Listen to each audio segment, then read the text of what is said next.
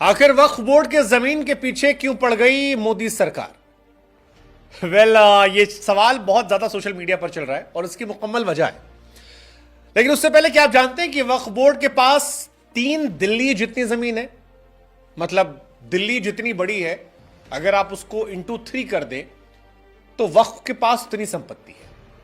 अब सवाल होगा कि वक्फ बोर्ड के पास इतनी संपत्ति आई कैसे और मोदी सरकार क्यों और कैसे इसकी ताकत घटा रही है, यह बड़ा सवाल है।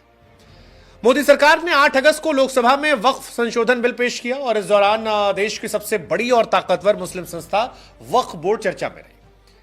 जैसा कि हमने कहा कि 3 दिल्ली के बराबर वक्फ है। दिल्ली का कुल एरिया करीब 3.6 लाख एकड़ है। वक्फ अकेले 9 लाख एकड़ जमीन में है। देश में रेलवे और रक्षा मंत्रालय के बाद सबसे ज्यादा वक्फ के पास जमीन है। अब एक सवाल होगा कि भैया वक्फ का मतलब क्या होता है, सबसे पहले जान लीजिए। तो वक्फ अरबी भाषा का शब्द है जिसका मतलब होता है रुकना, ठहरना। इस्लाम में वक्फ एक्चुअली दान का एक तरीका है, ऐसी संपत्ति जो समाज के लिए समर्पित की गई।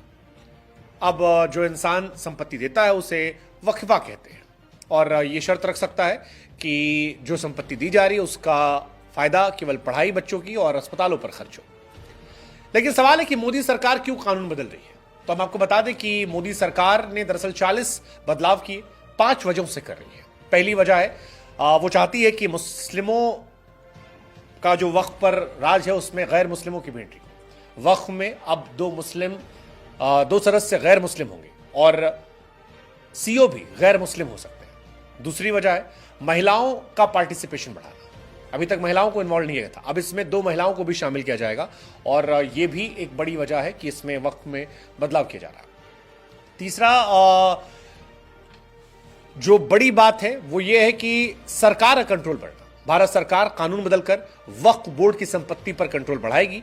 वक्फ बोर्ड के मैनेजमेंट में गैर मुस्लिम एक्सपर्ट को शामिल करके सरकारी अधिकारियों से वक्फ के ऑडिट कराने से वक्फ के पैसे, संपत्ति का हिसाब किताब जो है ट्रांसपेरेंट होगा और सीएजी के जरिए वक्फ की संपत्ति का ऑडिट करवा सकती है।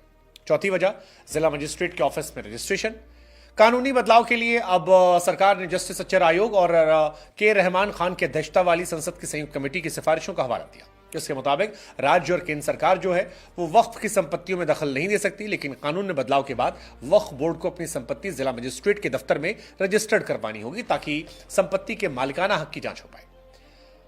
अब इन सब के अलावा एक और बड़ी बात है, वो ये है कि न्याय के लिए अदालत जाने का मौका मिलेगा।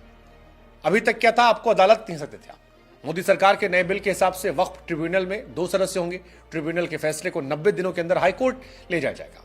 अभी तक समस्या क्या थी कि अगर किसी जमीन को वक्फ ने कहा कि ये हमारी है तो जो दावा कर रहा है उसे खुद ये साबित करना होता था कि उसकी जमीन है। वक्फ को साबित नहीं करना था, वक्फ को सिर्फ कहना पड़ता था कि हमारी जमीन है। बर्डन ऑफ प्रूफ जो है वो दावा करने वाले व्यक्ति पर है। सरकार इसमें संशोधन कर रही है।